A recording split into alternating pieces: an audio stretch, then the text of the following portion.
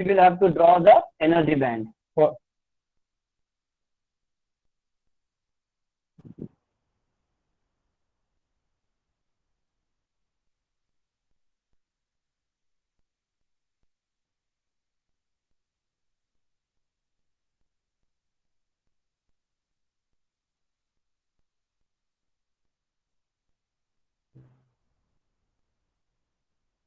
Someone else is controlling all the controls. This call is not being recorded. Anyway, let's see. From the next time, I will manage all these things. So insulator, conductor, semiconductor. Okay. So let's start with the band structure. And we know that there are bands in the solids. And if anyone has any doubt regarding whatever we have covered up till now, you can ask me now. Any question regarding the electrons or those quantum mechanics that we have talked? Because we have talked in a qualitative manner, I have not used a single equation of the quantum mechanics because that equation is not in our syllabus. So you need to understand that these things are approximation and a gross approximation. So all those things that we have covered up till now in the quantum mechanics are very necessary in order to understand the further circuits. So those concepts should be very clear to you. And in the last lecture, I have given you a pictorial presentation, a simplified pictorial presentation, in which at the last point we have also concluded that there are energy bands. One is the valence band and one is the conduction band. So with that knowledge, we will start the difference between insulators, conductors, and semiconductors. So if we try to draw the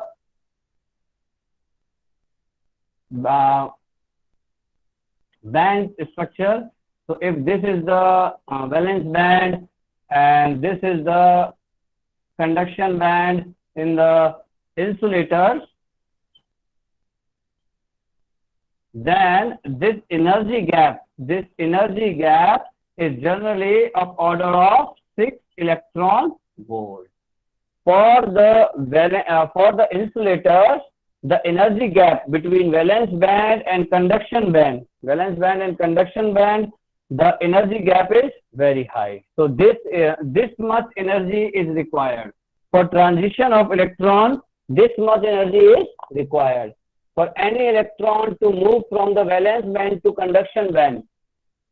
So let us suppose this is the valence band, then definitely there will be a lot of electrons in the valence band. In the last lecture, we have concluded valence band. In the valence band, electrons are strongly bounded with the atom. With the parent atom, electrons are strongly bonded. And now, what you need to understand, if any electron is supposed to go there, then this much energy is required. And we cannot provide this much energy at the normal room temperature. At the normal room temperature, you can find this kT form of the energy, and it will be around 0.02 electron volts kind of thing. So that much energy is not possible. So we cannot provide by some simple things or like just elevated temperature or just by lightening the object and by the electric field also. And by the electric field also, if we are applying the electric field in this if this is a complete structure, and if we are applying any electric field, then again we cannot provide this much of energy so that the electron can jump to the conduction band. And now the next thing is this. For the conductor.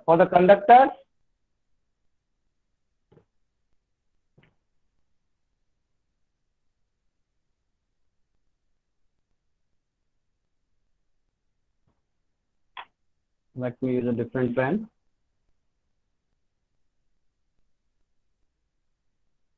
For the conductors, valence band and conduction band are overlapped.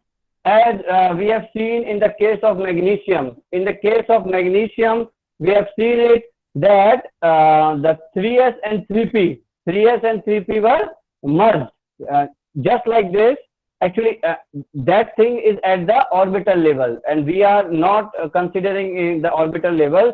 Here, the concrete thing that we have concluded by the last lecture, that there are bands, energy bands are there, and which are separated by energy gaps. So in the conductor, the valence band and conduction band overlaps, and there is a hardly any difference, hardly any energy gap between valence band and conduction band. That's why all the electrons which are in the valence band are readily available in the conduction band also.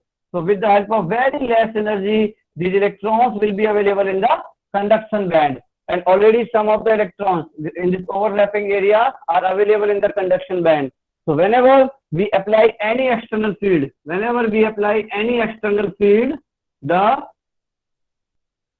conduction band,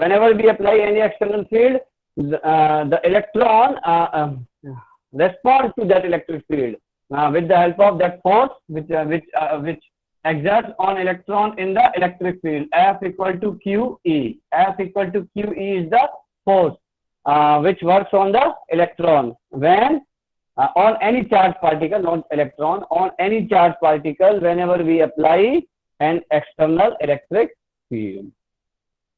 Okay, so for the semiconductors, the case is entirely different. For the semiconductors,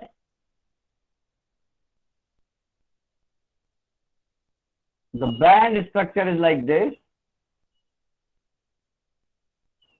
This is valence band, this is conduction band, and electrons are there.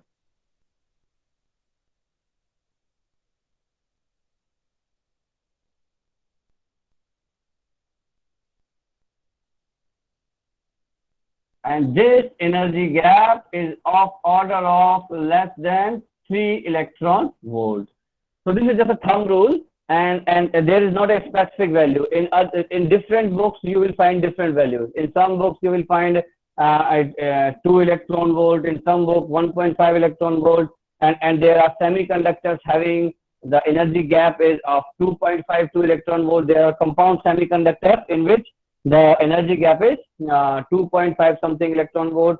So there are so in this here, this is just the thumb rule, not an exact value, So this might vary for in different books. So if you read one book, then you will find this different, but the basic essence and basic concept is always same.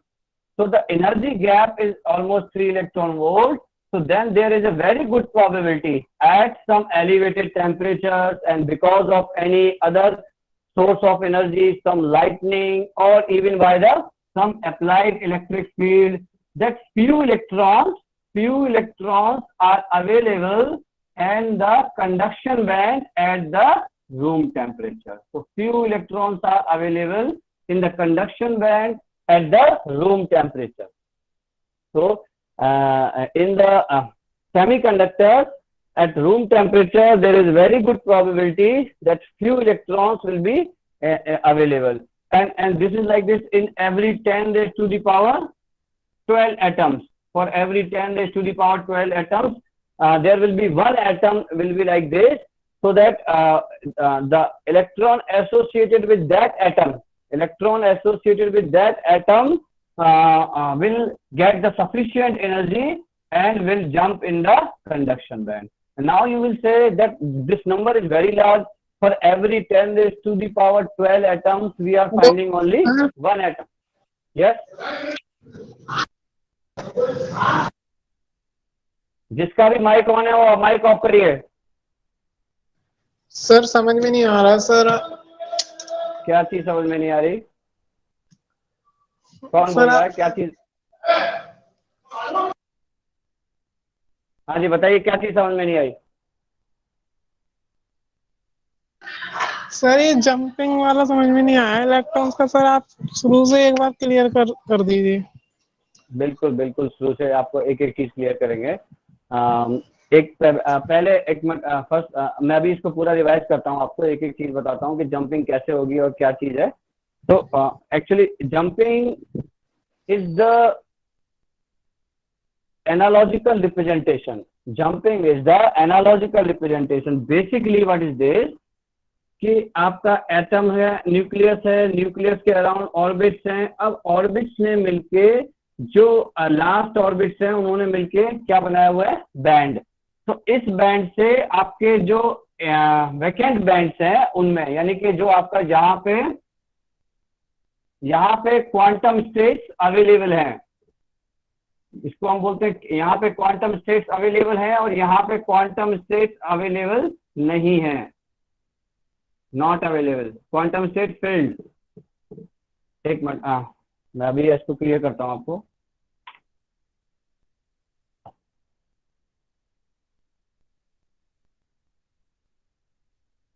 चलिए एक बार फिर से मैं आपको सारी चीज repeat करता हूँ. एक्चुअली मैं इसको वैसे भी रिपीट ही करने वाला था. तो पहले हम बात कर रहे हैं इंसुलेटर्स के लिए. जिसने भी सवाल पूछा है आपको ये समझ में आता है कि there are valence band and conduction band. कल की क्लास में हमने ये कंक्लूड किया था, इवन परसों की क्लास में हमने ये कंक्लूड कर दिया था, बट कल हमने अगेन एक क्लास भेजी जिसमें हमने सारे कंसेप्ट को समराइज किया और with the help of A pictorial representation हमने एक्सप्लेन करने की कोशिश करी कि कैसे आपके बॉन्ड्स फॉर्म होते हैं, so, कैसे आपके एनर्जी बैंड्स फॉर्म होते हैं इन द सॉलिड. ठीक है, ये चीज समझते हैं आप? पहले ये बताइए. Yes sir. ये क्लियर है कि हाँ बैलेंस बैंड होते हैं. अब देखिए यहाँ पे समझने की चीज ये है कि सबसे पहले हम बात कर रहे हैं कि वैलेंस बैंड सॉलिड्स के अंदर होते हैं और हमने सॉलिड्स के लिए पढ़ा है सारा कुछ. ठीक है, तो अब वैलेंस बैंड जब इसके अंदर होते हैं बेसिकली, एंड सॉलिड्स को हमने क्लासिफाई किया था on the basis of conductivity. There are 3 kinds of solids, insulators, conductors and semiconductors. Okay, तो अब आपको ये समझना है यहाँ पे कि insulators, conductors and semiconductors are there. तो अब इनके बिहेवियर को ये बैंड थ्योरी किस तरीके से गवर्न करती है, how this band theory explains the behavior of conductor, insulators and semiconductors. So what you need to understand here, then these electrons are here. This is the valence band, this is the conduction band, and in the insulators, the electrons are there in the valence band and conduction band is almost empty, but the energy gap, because these energy bands are separated by energy gap, this energy gap is order of 6 electron volts, which is very high, and it cannot be overcome by the normal temperature range. जैसे कि हमारा जो अभी ambient temperature कितना होगा, 30-35 degree Celsius. तो जो 30-35 degree Celsius का ambient temperature range है वो इस गैप को ओवरकम नहीं कर सकता, That's why the insulators do not have any conducting electrons in the conduction band. अगर हम इसके अक्रॉस एक इलेक्ट्रिक फील्ड लगा भी देते हैं तो यहाँ पे इलेक्ट्रॉन्स ही नहीं है जो कि उस इलेक्ट्रिक फील्ड को रेस्पॉन्ड करें और करंट का कंडक्शन करें. इंसुलेटर क्लियर है? तो ये इंसुलेटर में इस तरीके से आपका इलेक्ट्रॉन्स का बिहेव, बिकॉज यहाँ से कोई भी इलेक्ट्रॉन यहाँ नहीं जा सकता, बिकॉज इतनी एनर्जी नहीं मिलती. ऐसा नहीं है कि कोई भी नहीं जाता, 1 या 2 अवेलेबल, बहुत कम अवेलेबल होते हैं. तो और उतने इलेक्ट्रॉन सफिशिएंट नहीं होते, because we know that current basically क्या होता है, charge Q equal to NE, number of electrons यहाँ पे बड़ी चीज है. ठीक है, तो यहाँ पे चार्ज और करंट क्या होती है, I equal to DQ by DT. तो जब नंबर ऑफ इलेक्ट्रॉन्स अवेलेबल नहीं है हमारे पास तो करंट कंडक्शन ही पॉसिबल नहीं होगा. ठीक है, अब हम बात कर रहे हैं यहाँ पे कंडक्टर की. कंडक्टर में बेसिकली क्या होता है कि valence band and conduction band are overlap, almost overlap. ये दोनों बैंड जो हैं एक दूसरे को ओवरलैप करते हैं, यानी कि इनके बीच में कोई एनर्जी गैप नहीं होता. और एनर्जी गैप नहीं होता इस करके कुछ इलेक्ट्रॉन जो कि ऑलरेडी वैलेंस बैंड में है वो कंडक्शन बैंड में आ जाते हैं, because this area is common. This area is common between valence band and conduction band. ये जो एरिया है ये तो ये देखिए, this is all a pictorial representation. As I already told you, in the quantum mechanics, basically everything we talk is just a gross approximation. We do not know the exact behavior of electron, but in order to explain the behavior of these solids, we create this kind of theory, and which is a very good explanation for the behavior of inductors, semiconductors and insulators. Okay, तो यहाँ तक clear है conductor तक, फिर semiconductor पे आते हैं। बताइए इंसुलेटर और कंडक्टर तक, चलिए अब सेमीकंडक्टर पे आते हैं। तो सेमीकंडक्टर में इसको डायग्राम को दोबारा ड्रॉ कर लेते हैं, बिकॉज अभी हमें आगे होल का कंसेप्ट समझने के लिए अगेन ये ड्रॉ करना पड़ेगा।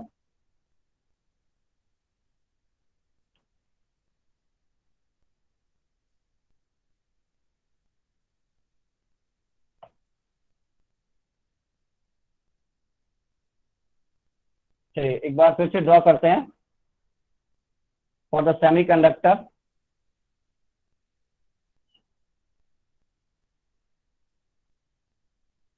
This is here the quantum states are filled, जितनी भी quantum states हैं, and this is called the valence band. All the quantum states are filled and this is called the conduction band. Quantum states are available. Here quantum states हम पहले discuss कर चुके हैं पिछले lecture में कि यहाँ पे quantum states filled है और यहाँ पे quantum states available है।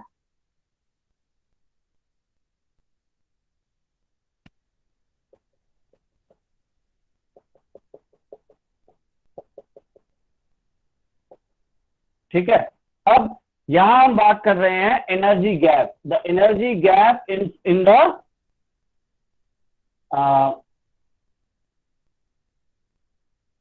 Semiconductors. So this energy gap is of order of 3 electron volt, less than 3 electron volt.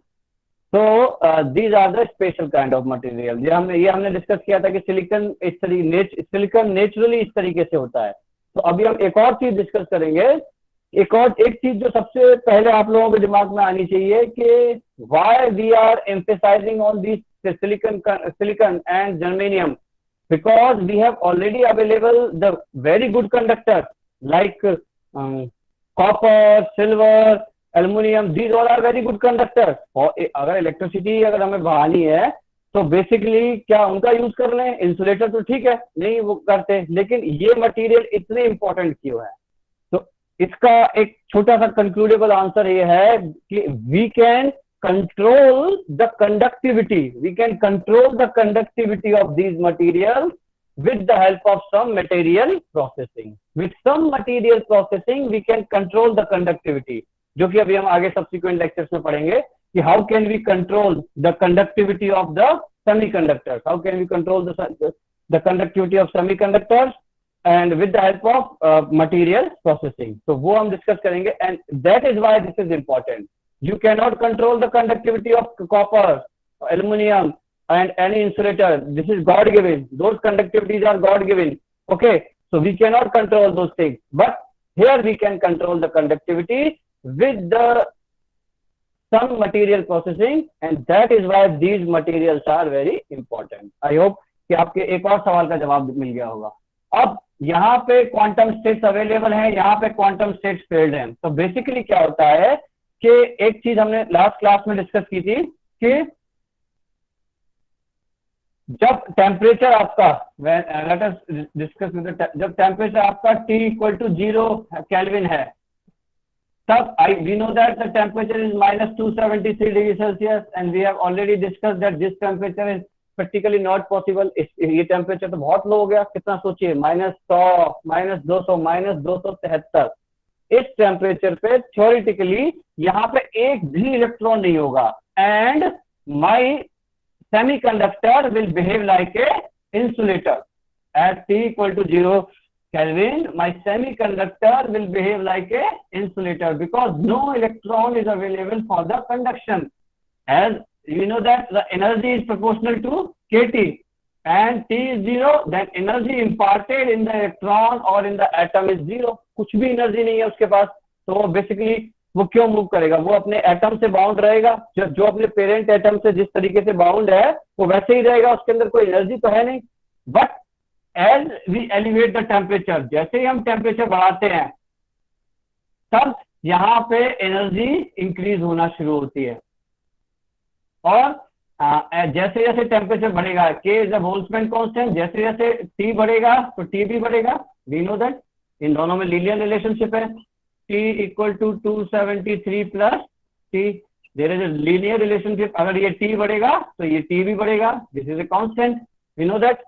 तो आपको ये समझना है कि यहाँ पे जैसे जैसे टी बढ़ेगा वैसे वैसे आपका कैपिटल टी भी बढ़ेगा, और कैपिटल टी बढ़ेगा तो एनर्जी जो हम प्रोवाइड कर रहे हैं वो भी बढ़ेगी। बट इंसुलेटर में तो वो एनर्जी बहुत ज्यादा है कि गैस, तो वो एनर्जी आप प्रोवाइड, लेकिन सेमीकंडक्टर्स में क्या होता है कि बहुत सारे इलेक्ट्रॉन तो नहीं, but at you can say her 10⁻12 atoms पे एक एटम मिल जाता है, लगभग एक एटम मिल जाता है ऐसा जो कि इस एनर्जी गैप को ओवरकम करता है और यहाँ पे पहुंच जाता है, यानी कि उसकी एनर्जी इतनी बढ़ जाती है।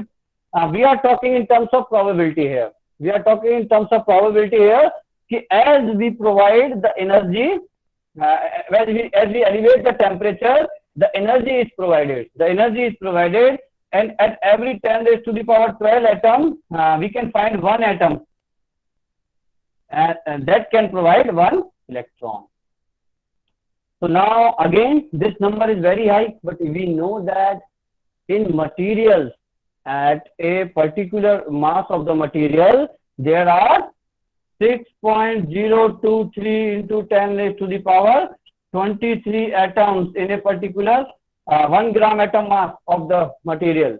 तो ये आपको पता है ये क्या है, एवोगैड्रो नंबर इतने होते हैं। तो आप सोच सकते हैं कि हर 10⁻12 पे मिल रहा है, तो अगर 10⁻23 है तो अगर इससे हम डिवाइड करें तो कितने आ गए, करीब करीब 10⁻11, यानी 10⁻11 इलेक्ट्रॉन्स तो अवेलेबल हो गए।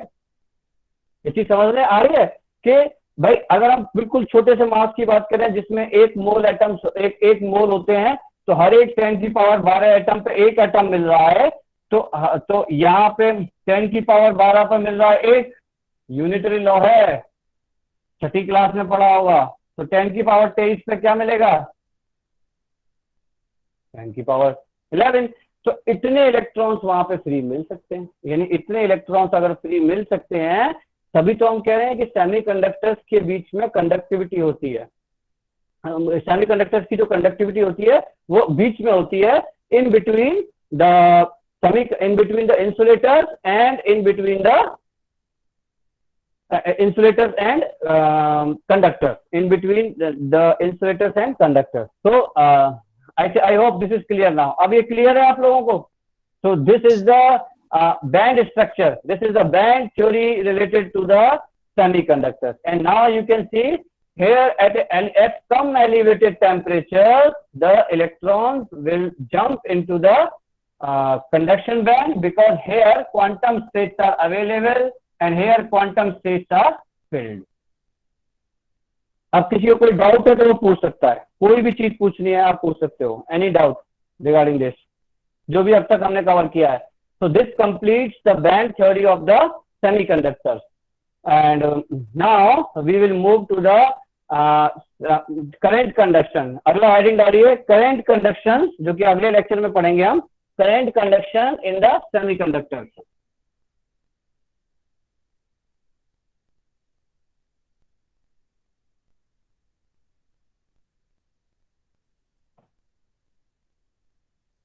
अभी कितने बच्चे हैं ऑनलाइन?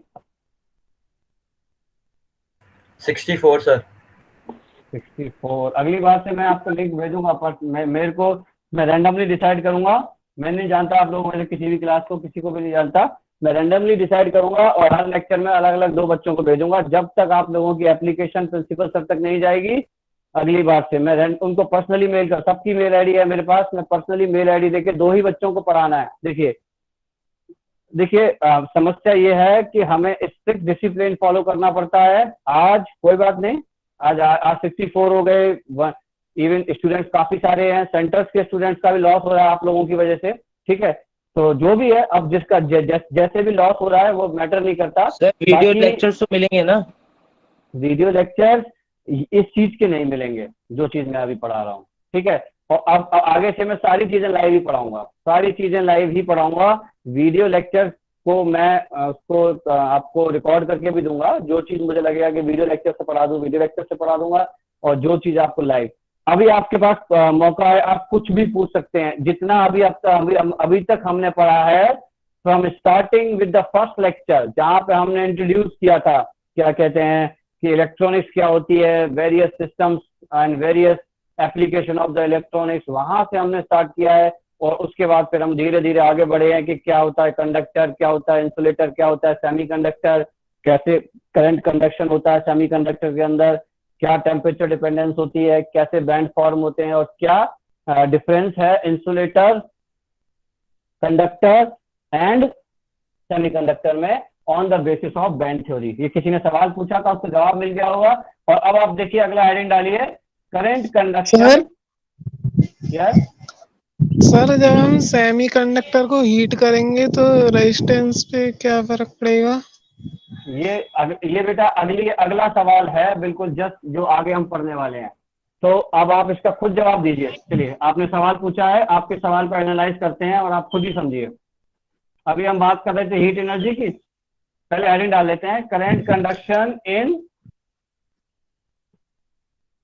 सेमीकंडक्टर्स। तो ये हमारा अगला टॉपिक है, जिसमें कि हम एक्सट्रिंसिक सेमीकंडक्टर्स और इंट्रिंसिक सेमीकंडक्टर्स को समझेंगे, और how does the current conduction takes place inside a semiconductor. तो इसमें पढ़ने की 3 चीजें हैं कि कैसे तो हम करंट कंडक्शन होता है, यानी कि सेमीकंडक्टर करंट इनसाइड सेमीकंडक्टर किस तरीके से फ्लो होती है, और वो हम डिस्कस करेंगे। और दूसरी चीज टाइप्स ऑफ सेमीकंडक्टर्स। तो टाइप्स में आपके होते हैं एक्सट्रिंसिक, इंट्रिंसिक, तो वो हम डिस्कस करेंगे। फिर इसके बाद directly we will jump to the PN junction. तो जो भी आपके सिलेबस में है फिलहाल, तो यहाँ तक हम अगले लेक्चर्स में कवर करेंगे।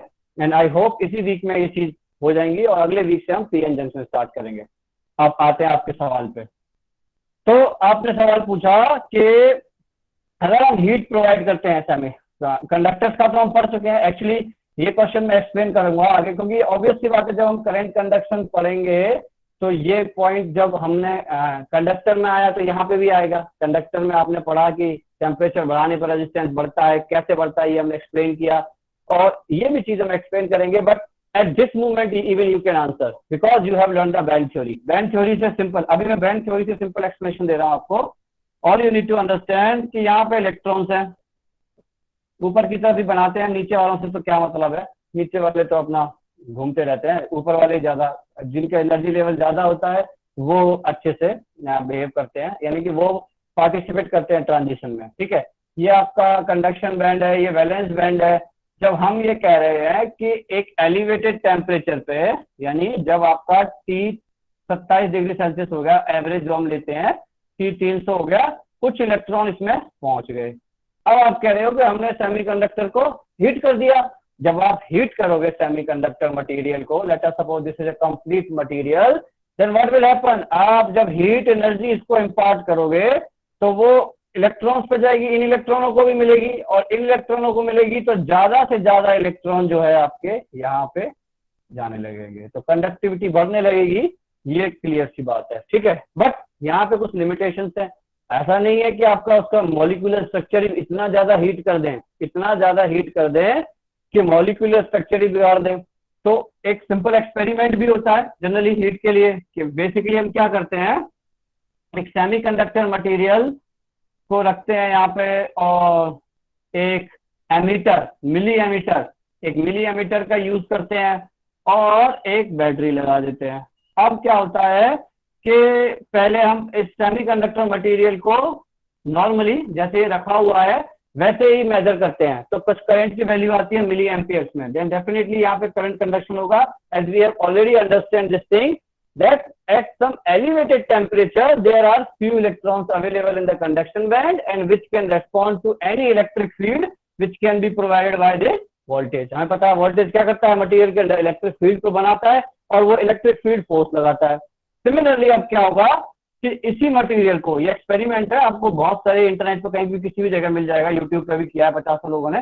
तो लेकिन मुद्दे की बात समझिए, यहाँ पे क्या है कि अगर हम इसको हीट करते हैं, इस मटेरियल को अब मैं हीट कर दूं, ठीक है, और इसको लगा रहने दूं और हीट कर दूं, then you will see the spike in current. जो पहले इतनी थी अब वो थोड़ी सी बढ़ जाएगी. ठीक है, समझ में आया क्या होता है?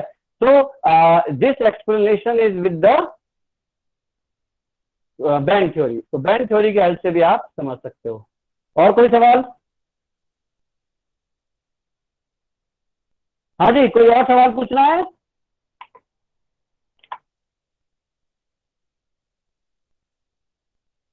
जिसने ये सवाल पूछा उनको समझ में आया ये? यस ये सर. हुआ? क्या होता है? यस सर, हो चलिए गया. अब ठीक है, अब यहाँ पे हम क्लास को कंक्लूड करते हैं. आपको एक डीएचए मिलेगा. अभी डीएचए मैंने अभी क्विज वाली फॉर्म में नहीं रखे हैं बिकॉज अभी थोड़ी दिक्कत है, बिकॉज सेंटर्स को फिर बहुत दिक्कत हो जाएगी. तो अभी अरेंज करेंगे समहाउ. अभी अरेंज नहीं हो पा रहा, पर अभी आपको डीएचए मिलेगा एक और, जिसमें कुछ न्यूमेरिकल्स होंगे आपको सॉल्व करने होंगे. ठीक है, और कुछ थ्योरी भी, जो भी होगा. अब आपको डीएचए आज आपको मिल जाएगा और आपको सबमिट करना होगा. मैं 12 से 14 घंटे दूंगा आप लोगों को. 12 से 14 घंटे में आप बना के सबमिट कर दीजिएगा. और आपका सवाल ये होगा कि सर अभी पुराने डीएचए के नंबर नहीं आए हैं, वो आ जाएंगे. देखिए, जिसने टाइम पे सबमिट किया है, जिसका डीएचए में डन लेट नहीं आ रहा है या रीसबमिटेड नहीं दिखा आ रहा, उसको मार्क्स मिलेंगे प्रॉपर. ठीक है, अब वो चाहे ऐसा हो सकता है 7-8 दिन बाद मिले, क्योंकि डीएचए बहुत सारे हैं, मैं चेक कर रहा हूँ. और आपके सीनियर्स भी हैं जिनके डीएचए आते हैं रेगुलर, तो वो भी आपको उनको भी चेक करना होता है. तो आपका जो है डीएचए आपके जवाब मिलेंगे. आज आपको एक डीएचए मिलेगा, वो आपको सबमिट करना है. और अगली बार से कैसे मैं आपको, अगली बार भी एक और लाइव क्लास होगी.